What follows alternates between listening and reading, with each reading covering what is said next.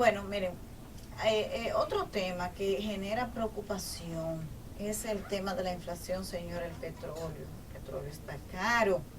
El gobierno ha hecho esfuerzos sobrehumanos para evitar que las alzas se reflejen en los bolsillos. No digo que ese dinero lo pone nadie, ese dinero también es nuestro.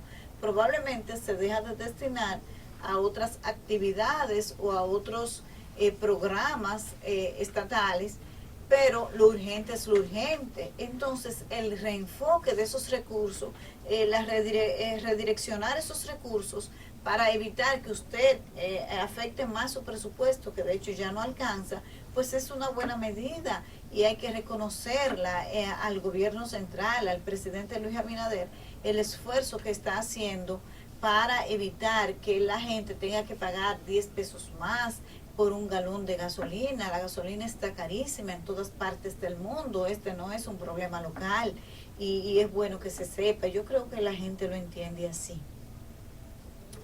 Pero el gobierno de los Estados Unidos está en una situación, su situación económica es bastante delicada. Y ustedes saben que cuando allá estornudan, entonces aquí nos da neumonía por la dependencia que tiene nuestra economía y por el impacto que tiene en toda la región la economía más importante, que es la de los Estados Unidos. Así que las previsiones son que la Reserva Federal de ese país tenga que elevar la tasa de interés. Eso es lo mismo que hace aquí el Banco Central cuando eleva la tasa de interés. ¿Para qué? Para recoger circulante y evitar que, y así controlar un poco los niveles de inflación.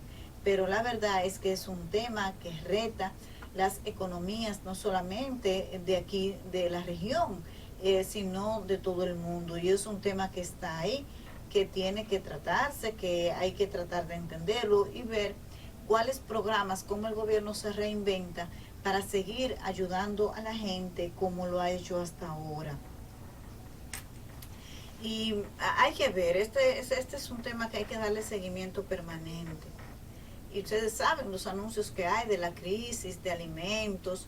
Le hacía una entrevista al director del instituto, como de la unidad de estudios globales para América Latina, el profesor Matos, de la Universidad de George Washington, que tuve la oportunidad de estar por allá en un seminario buenísimo sobre gobernanza, comunicación política. Allí se analizaban por qué los gobiernos de América Latina están perdiendo de manera un arrasa en las elecciones. Son olas electorales que los gobiernos quedan incluso descalificados para participar en primera vuelta, una cosa impresionante. Ustedes han visto cómo ocurrió en Colombia. La segunda vuelta el partido de gobierno quedó descalificado. Lo mismo ocurrió en Costa Rica, lo mismo ocurrió en Chile. Una cosa, un fenómeno digno de estudio, y allí se estaba analizando esto. Y le decía que el profesor Matos, que coordina la cátedra y este seminario tan interesante, hablaba de que probablemente la guerra comercial a nivel internacional por el tema de los alimentos, por el acceso a la comida, tenga un matiz similar a lo que ocurrió con las vacunas. Ustedes recuerdan que al principio, cuando se autorizó la venta de la vacuna, de la vacuna contra el COVID, estamos hablando, para que la gente la utilizara, pues ustedes saben que las grandes potencias acapararon el mercado, y para los gobiernos pobres como el nuestro, tener acceso fue toda una odisea. Gracias, y hay que reconocerlo, que el gobierno del presidente Luis Abinader hizo la debida diligencia, y al punto que la República Dominicana se convirtió en referencia mundial en combate a la pandemia y sobre todo en el plan de vacunación, que fue muy exitoso aquí en el país. Entonces, si en el tema de los alimentos podríamos vivir una situación como esta, de ese nivel, pero que genera ambientes mucho más desesperantes, porque el hambre desespera.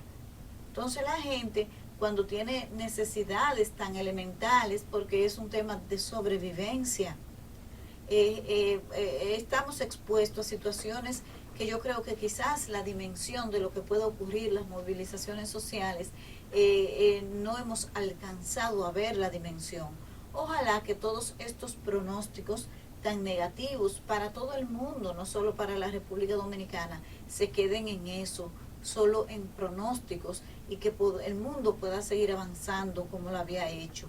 Así que vamos a estar pendientes de estos temas.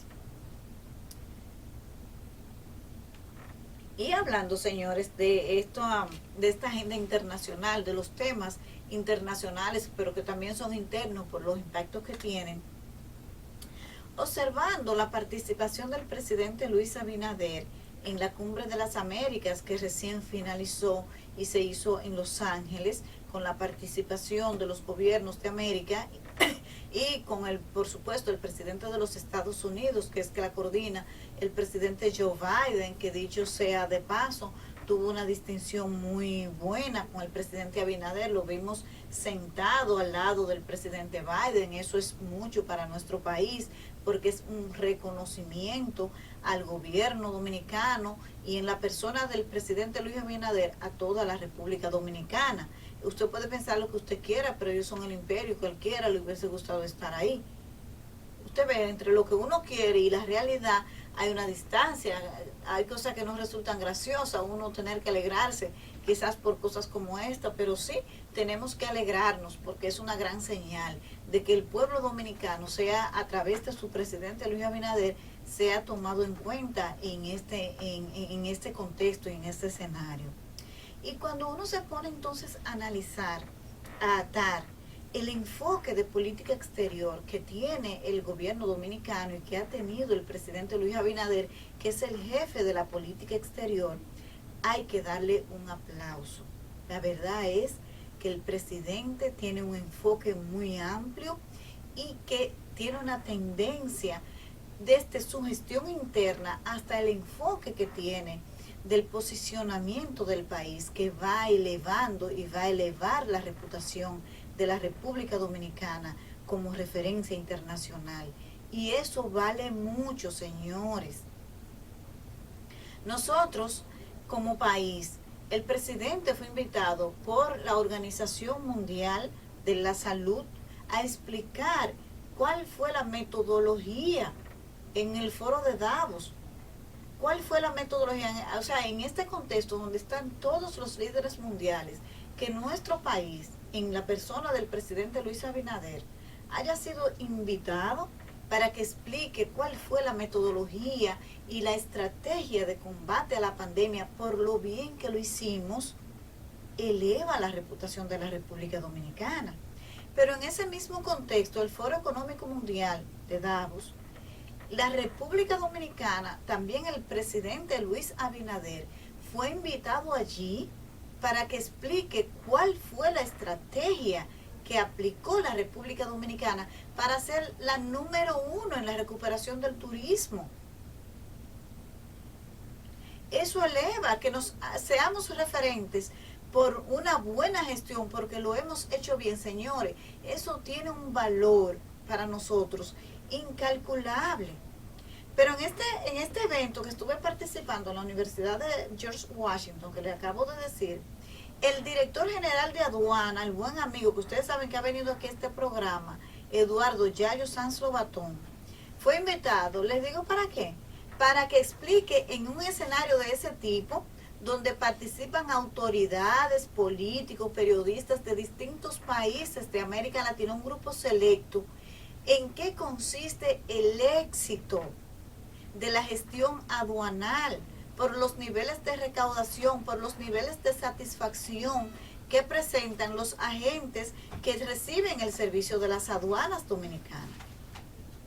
Esto tiene un valor incalculable, porque ahora además, señores, con las estrategias que se han implementado en el modelo de gestión aduanal en la República Dominicana, con el modelo de 24 horas, la instalación de rayos X, con una alianza con el sector privado, resulta que por la entrada en vigencia de algunos capítulos de los acuerdos comerciales entre varios países de Centroamérica, han bajado las recaudaciones porque los acuerdos comerciales significan desmonte de arancel, y arancel es pago de dinero para usted intercambiar mercancías entre países, para la entrada y salida. Entonces lo que hay es una caída de las recaudaciones. Aquí hemos elevado las recaudaciones. Por eso el país fue invitado para que explique ese modelo de gobernanza, de cómo lo ha hecho tan bien, que cuando las recaudaciones deberían bajar, han subido. Han subido. Pero Transparencia Internacional, en el informe que hace cada año sobre la percepción de la corrupción, el país quedó mejor posicionado. No estamos bien todavía, no estamos todavía al nivel que quisiésemos, pero estamos avanzando y somos referencia de que se está haciendo mejor. Eso es un valor incalculable para la reputación de la República Dominicana. Esa tiene que ser nuestro enfoque, nuestra estrategia. Esa es la marca país. Marca país no es un logo, eso es lo de menos. Marca país es cuando nuestros atletas participaron en la Olimpiada de Tokio y elevamos la cantidad de medallas. Nosotros mejoramos en el medallero nuestras posiciones por el desempeño de nuestros atletas. Al Horford, una estrella del básquet, que ustedes vieron el desempeño que tuvo en su equipo. Yo no soy seguidora del básquetbol ni nada de eso, pero wow, es un dominicano, la estrella de ese equipo de Boston. Eso es marca país. A eso es que tenemos que apostar. Pero a todo eso sume la satisfacción que ha mostrado el gobierno de los Estados Unidos con la estrategia que ha desarrollado el presidente Luis Abinader, que comenzó con 3 países, con la Alianza para el Progreso. Comenzó Panamá, Costa Rica y República Dominicana, ante una iniciativa del gobierno dominicano. Esa iniciativa ha sido aplaudida. Ustedes vieron la vicepresidenta de los Estados Unidos, Kamala Harris, que grabó un video aplaudiendo esa iniciativa, y ya hay otros países que se han sumado. Ahí está la República Dominicana en el centro. Fue una idea impulsada por el presidente de la República. Hay que reconocer, señores, que el enfoque de la política exterior del gobierno del presidente Luis Abinader es excelente. Pero todo esto no significa que vamos a ir allí a darle todos los gustos. Saben que nosotros siempre hemos sido masacrados internacionalmente con el tema del tratamiento que se le dan a los haitianos que viven en la República Dominicana. No, en el marco de la cumbre de las Américas en Los Ángeles había que firmar un convenio que dice el presidente, un convenio migratorio, y dice el presidente que el país no lo había estudiado y no lo quiso firmar. Yo sospecho que se trata del mismo acuerdo migratorio. Ustedes se acuerdan en el 2018 que aquí por poco hubo una revuelta popular, y si la gente no se entera de que el gobierno tenía planes de firmar un famoso acuerdo migratorio que era totalmente lesivo a la soberanía nacional, pues eran capaces de firmarlo por lo que uno vio y se echó para atrás. Yo sospecho que se trata de algo similar y el presidente dijo no, eso yo no lo voy a firmar porque nosotros tenemos una condición muy distinta a otros países que firman eso. Nosotros no lo vamos a firmar. Es decir, que con autoridad suficiente el presidente defiende la soberanía nacional y también posiciona, tiene un impulso al posicionamiento de la República Dominicana.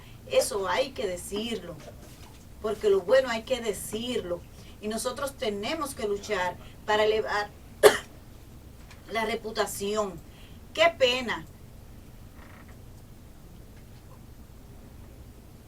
Qué pena, señores, que los hechos de sangre que han ocurrido, el asesinato de un ministro, las muertes violentas en los últimos tiempos, eso sí es malo para la imagen de la República Dominicana. Y tenemos que apoyar al gobierno que le ha declarado una guerra a estos criminales que quieren tener en zozobra, o que quieren, no, que tienen en zozobra a la ciudadanía, a la gente trabajadora de la República Dominicana. Entonces hay que apoyar esto porque esas cosas sí son negativas. Ojalá que esta ola de violencia nosotros logremos bajarla, porque eso nos afecta la imagen, afecta el turismo, afecta nuestra economía y sobre todo nos mantiene con miedo. Ese es un reto. En este enfoque que tiene el presidente de elevar de política exterior para elevar la reputación y la imagen del país, ese es un reto importante, porque eso sí que es malo. Y ojalá entre todos lo vamos a apoyar. Lo vamos a apoyar, aunque a mí no me gusta el discurso, de que esto es de todos. Porque, ¿qué yo voy a hacer? ¿Qué yo voy a hacer para evitar la violencia? O sea, de verdad, ese discurso a mí no me gusta, que entre todo eso es cosa de la autoridad. Si yo pudiera hacer algo, y estoy segura que cada dominicano que pueda hacer algo, lo hiciera, porque esos antisociales que tienen a todo el mundo en sus obras son un grupito. Esos son los menos. Y nos tienen a todos en sus obras. Pero, ¿qué usted hace? Que no sea llenarse de miedo y hasta resguardarse. Y hay, qué sé yo. No, a mí ese discurso no me gusta porque todos estamos en contra de la violencia. ¿Quién quiere ser víctima de un atraco? De que te estén persiguiendo esta violencia de gente que anda medio aburrida en la calle y porque le rayan el carro ya saca un arma de fuego amenazando? Nadie quiere ser víctima de eso. Yo estoy segura que si algo podemos hacer, todo lo vamos. Dígame, ¿qué es lo que yo tengo que hacer? Pues entonces se siente como atado, porque ¿qué vamos a hacer? Es un tema de la autoridad. Pero quería resaltar en esta primera parte del programa ese enfoque de política exterior excelente que tiene el gobierno del presidente Luis Abinader. De hecho, por ahí veo a alguna gente reclamándole a la Junta Central Electoral de que no hace nada para evitar el activismo político que se ha desarrollado tan a destiempo como nunca antes, yo creo, tanto activismo y tantas acciones propias de la campaña, porque la política no se detiene. Ahora, las acciones de campaña electoral, yo creo que se han adelantado más que nunca en esta etapa, pero aquí estamos. Miren, señores, cuando empezó la campaña de boca a boca, de que si no es aliado no ganamos, si no es aliado no ganamos. Eso me refiero al PLD y la Fuerza del Pueblo, Partido Fuerza del Pueblo. Y porque ustedes saben, hay un escenario de 3 ahora. Aunque todas las encuestas dan cuenta de que hay una polarización entre la candidatura que representaría a Leonel Fernández y la del presidente Luis Abinader. Al día de hoy eso puede variar. Siempre pongo de referencia el 2020. El 2020 era del PLD. Luis Abinader ni soñaba con ser presidente, señores, con un 35%. Y el PLD, el candidato que llevaba, sí, las cosas se mantenían como ellos siempre lo habían hecho, unidos, trabajando todo el mundo en una misma dirección, hasta un 57%. Pero 9 meses antes de las elecciones, eso varió totalmente. Y el PLD perdió todo lo que tenía.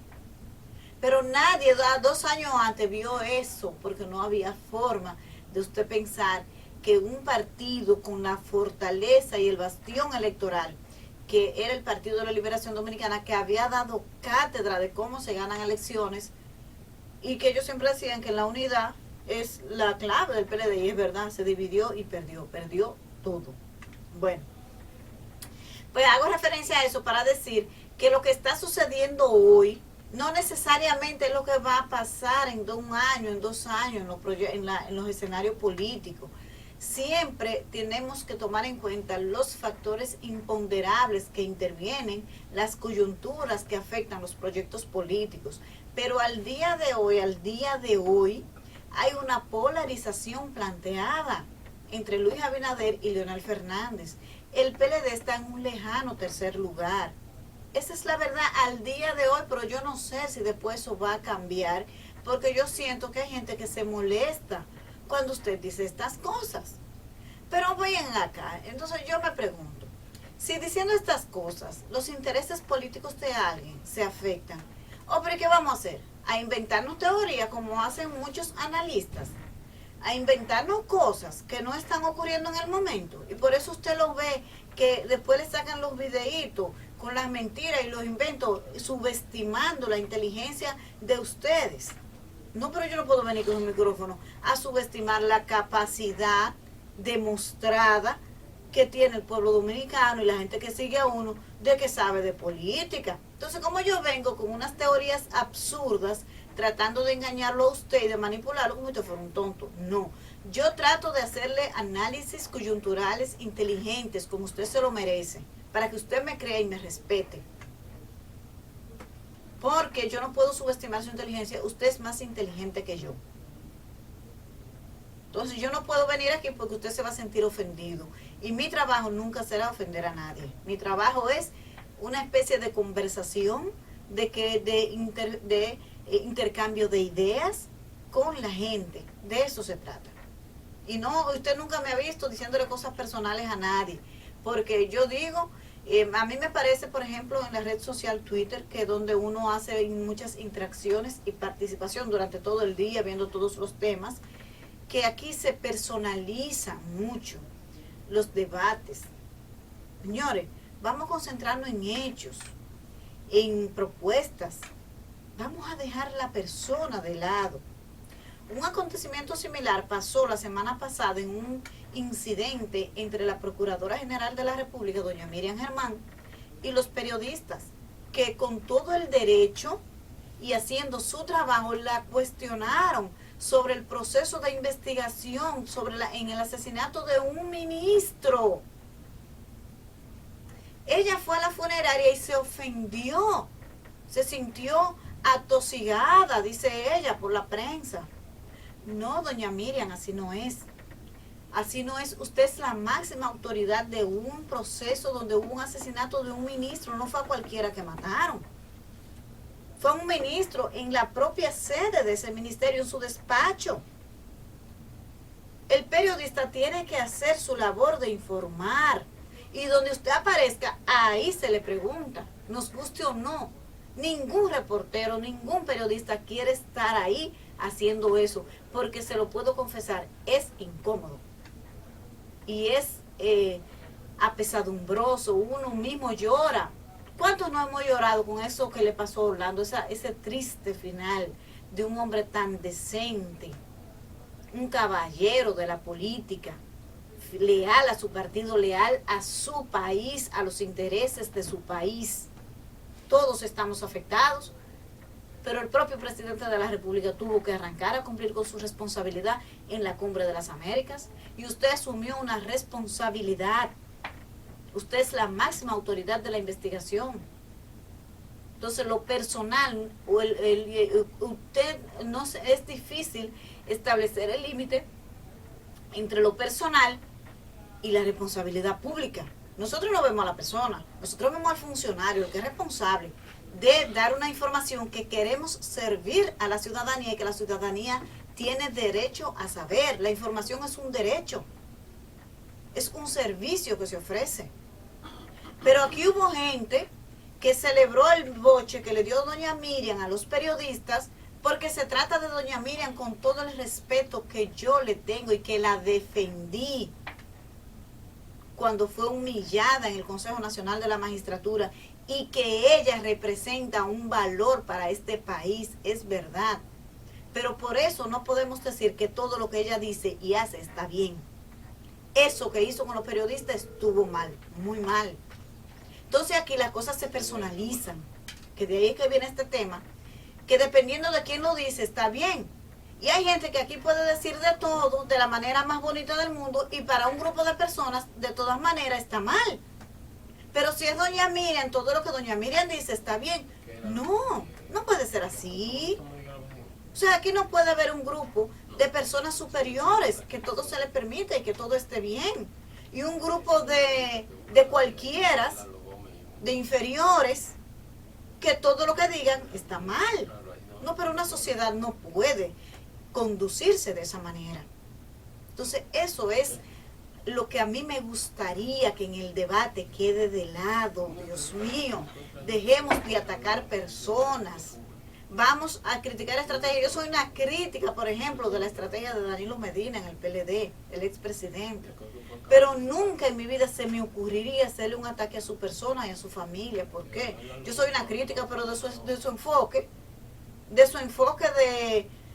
electoral, de sus ideas, de sus estrategias, que yo digo que han fallado en los últimos tiempos. Las estrategias que Danilo Medina implementó en el PLD sacaron al PLD del poder. Pero eso es un hecho que yo estoy criticando, un enfoque, una idea, un planteamiento, no a la persona. No a la persona. Dejemos eso, por Dios, para que le demos calidad al debate. Dejemos de personalizar las cosas, Dios mío.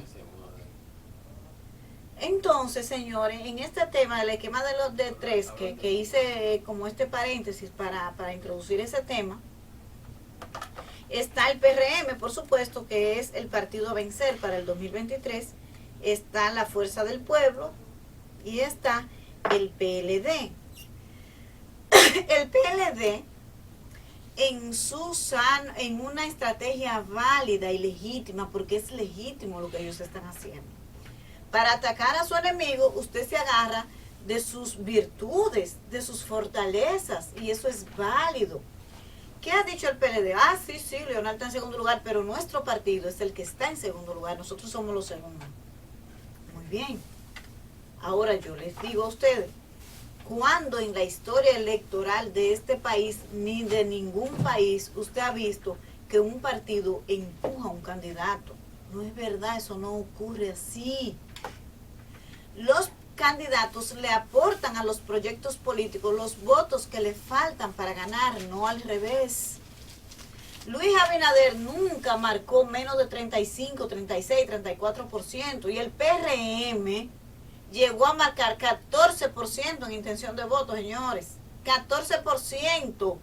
Y antes de ser gobierno y antes de que se generara esta ola de apoyo a ese proyecto electoral, el PRM no pasaba de 21% en intención de votos. Y Luis Abinader en un 35% elevado, que le llevaba hasta 15 puntos al partido. Esa es la verdad. Eso no ocurre al revés. Ahora, como estrategia para ese partido es válida. Usted tiene que tener algo para decir, va a decir, sí, ya nosotros nos dimos. No, pues eso no es una opción para un proyecto político. Ahora, como estrategia es válido. El problema está en que usted se lo crea. ¿Qué es lo que sucede con este tema del PLD y Fuerza del Pueblo? Que la gente todavía, me imagino yo, no tengo que ser una científica, ubica a Leonel Fernández en el PLD, porque Leonel salió hace 3 años del PLD. Todo lo que Leonel hizo como presidente de la República lo hizo con esa sigla. Tiene 45 años en la vida política bajo esas siglas. ¿Y ustedes creen que eso se va a separar así tan fácil en la mente de la gente? No. Pero la realidad es otra. Cuando usted vaya, ojalá que mañana haya unas votaciones para que usted vea cuál de los dos queda arriba. Entonces, eso quería plantearle sobre esta estrategia que tiene el Partido de la Liberación Dominicana. Pero no es básicamente ahí que me quería enfocar hoy, sino en el tema de las alianzas. Durante mucho tiempo, desde que salió el PLD del poder, se empezó a difundir la idea, si no es aliado no ganamos. Y a mí me pareció bien extraño. ¿Por qué? ¿De dónde vino esta estrategia? Pienso yo, porque era una estrategia porque todos repetían esa idea. Más en el PLD que en la Fuerza del Pueblo. Yo le pregunto a usted, digo yo, pero ¿y de dónde esta gente se saca esto? Porque a mí, en mi sentido lógico, me da que no es posible que ninguno de los dos grupos, la cúpula de esos grupos, quiera una alianza. ¿Por qué? Porque el éxito de uno es la desaparición del otro. Si la Fuerza del Pueblo gana, el PLD se puede enterrar como partido político porque lo absorbe totalmente, lo va a absorber. Si el PLD gana, la Fuerza del Pueblo se puede enterrar como partido político porque la absorbe automáticamente. Eso va a pasar. Entonces, ¿cuál es la lógica de la cúpula de estos partidos? Bueno, sobrevivir. Sobrevivir al 24. ¿Por qué? En el caso del PLD, yo estoy segura que ahí todo el mundo sabe que ellos no tienen chance para el 24, aunque pase un fenómeno y ganen en primera vuelta con un candidato, no sé, pero al día de hoy no tiene chance para el 24. Pero la estrategia de ellos tiene que ser sobrevivir. O sea, Danilo Medina quiere que su partido caiga, de que un aliado y que termine siendo nada, una bisagra. ¿Pero en qué cabeza cabe eso? Que un político va a querer que su partido no te quiere sobrevivir, aunque sea con un 20 o con un 25, con un 18, un 15, pero sobrevivir. Esa tiene que ser la estrategia lógica.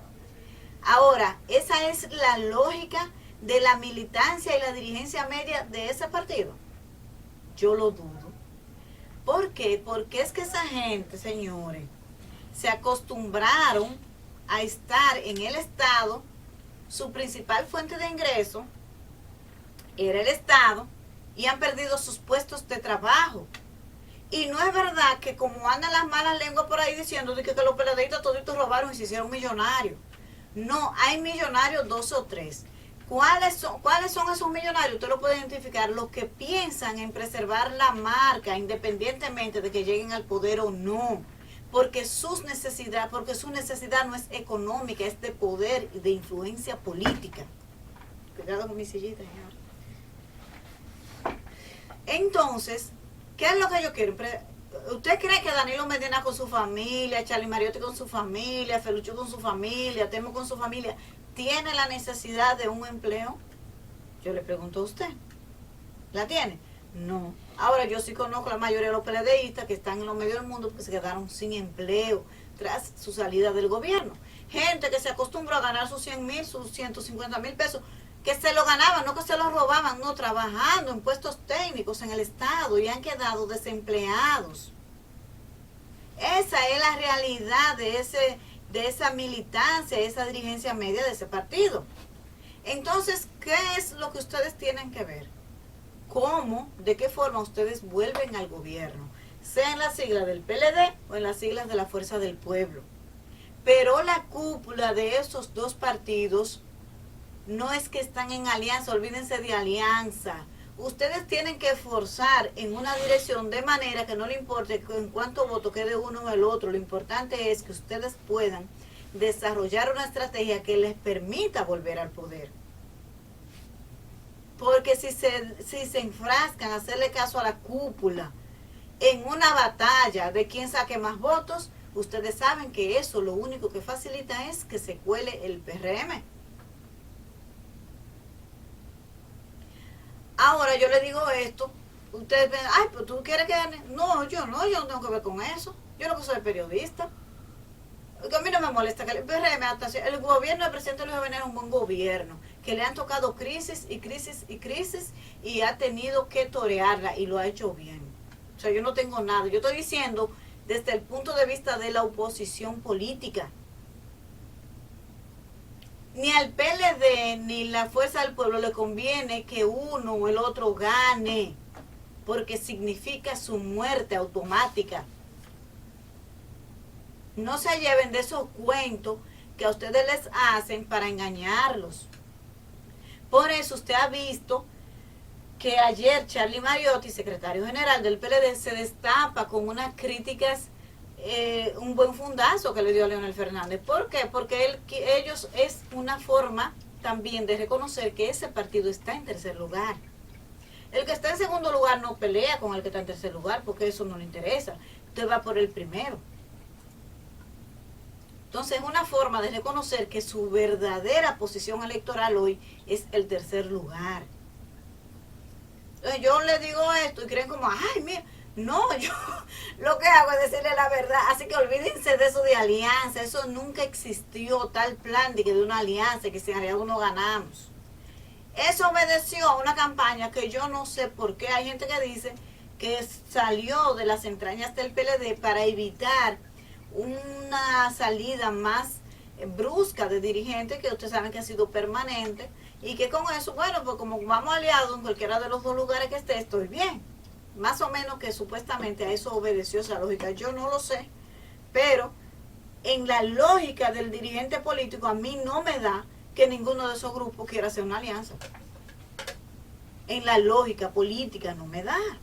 Y hablando de alianzas, señores, el buen amigo José Francisco Peñaguaba ha iniciado un proyecto de alianzas de fuerzas políticas, sociales, movimientos políticos, en en una estrategia que se llama Ganaremos. Ellos apoyan a Leonel Fernández, pero ese tema ha generado algunos problemas y al parecer, según me han dicho, el gobierno ha llamado a algunos de esos partidos y los ha neutralizado para que apoyen el proyecto de Leonel Fernández.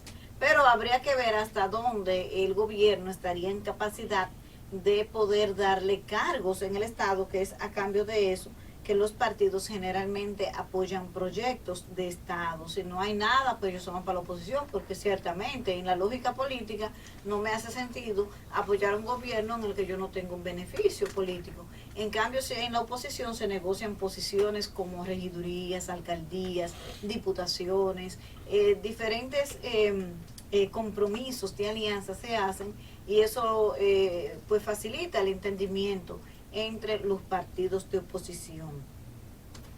La verdad es que el escenario político se va poniendo interesante, pero esta estrategia que ha lanzado el Partido de la Liberación Dominicana, que ha dicho que para el 16 de octubre de este año va a elegir al candidato presidencial, ellos lo dicen de otra manera, obviamente tienen razón, porque lo que ellos están haciendo es violatorio de la ley de partidos políticos, la ley que ellos mismos aprobaron contra viento y marea y que resultó ser un adefesio jurídico, lleva más de 15 artículos anulados por el Tribunal Constitucional y lo poco que queda los partidos no pueden cumplirla. La verdad es que aquí se gastó mucha tinta y papel, mucho pago de gente, de voceros, abogados, para defender lo indefendible. Yo nunca había visto una sociedad tan presa de manipulaciones desde el poder y los recursos del Estado utilizados para absurdos de toda naturaleza. Pero aquí en la República Dominicana hay líderes políticos buenos e instituciones como el Tribunal Constitucional que se han encargado de poner las cosas en orden. La verdad es que ha sido una lucha titánica contra ese poder, de ese uso desmedido del poder que hizo el gobierno, este último gobierno de Danilo Medina. Entonces, estábamos en este tema de las estrategias de las alianzas y hemos visto cómo el PLD ahora tiene ese reto. Sin embargo, no se ha explicado debidamente cuáles serán las reglas de ese juego, de esa votación que ellos dicen que van a hacer a través de un voto electrónico, que lo harán con un padrón semiabierto, pero ellos no han tenido acceso a ese padrón porque tengo entendido que la Junta Central Electoral no les ha facilitado esos datos que ellos necesitan para hacer las segregaciones de los miembros del PRM, la Fuerza del Pueblo, el Partido Reformista y el PRD, porque serían los inscritos del PLD más los que no estén en ningún padrón. Es un padrón semiabierto, que fue algo que también se pidió para las primarias del PLD en el 2019 y que sin embargo se negó.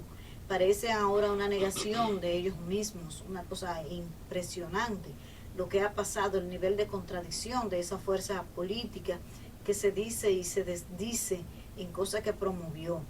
Y a propósito de esa consulta, ese partido aprobó utilizar el voto electrónico para la votación.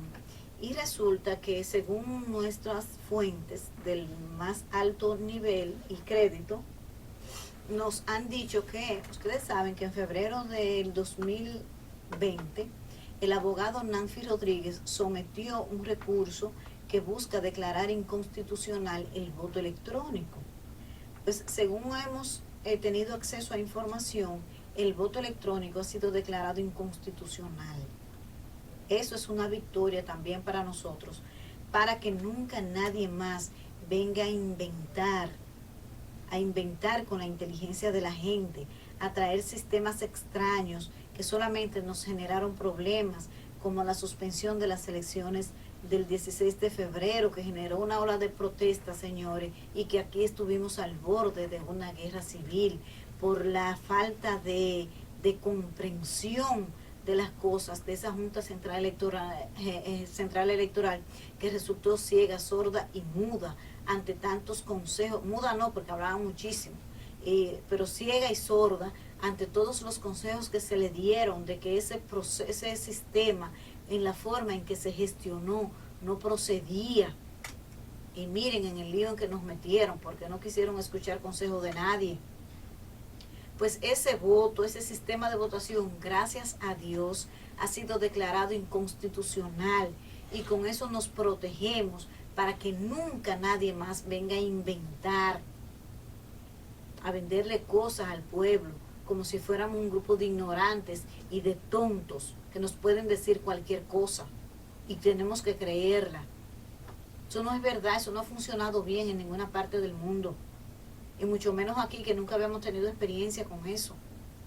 Además, yo le pregunto a usted y yo somos analfabetos digitales, nosotros somos especialistas de esa máquina y de esos software y esos códigos fuentes y esa cosa. Eso es para especialistas, para un reducido grupo de personas que maneja eso, y usted está obligado a creer lo que ellos le digan, y eso le genera legitimidad y credibilidad a una votación que es el corazón del sistema democrático. Eso es lo que sostiene la democracia y las instituciones. Usted no sabe, usted no tiene capacidad de determinar si su voto fue modificado o no, porque eso es para un grupito de privilegiados para manejar eso, y usted sabe lo que eso representa. Pero ¿y por qué? Entonces, señores, eso ha sido declarado inconstitucional. Aquí tenemos el juego de tres. El PLD ha entrado con fuerza a tratar de defender su espacio legítimo, y una estrategia legítima para ellos como partido, como dirigentes, como cúpula. Lo que usted tiene que preguntarse es, dirigente medio y de base, si eso es legítimo para usted y sus intereses de volver. Porque en una lucha de todos contra todos, no ganan ninguno de los dos. Entonces ustedes tienen que ser lo suficientemente inteligentes, identificar el proyecto que los pueda devolver al poder y seguir esa línea, no la línea que a ustedes lo sacó del poder en el 2020.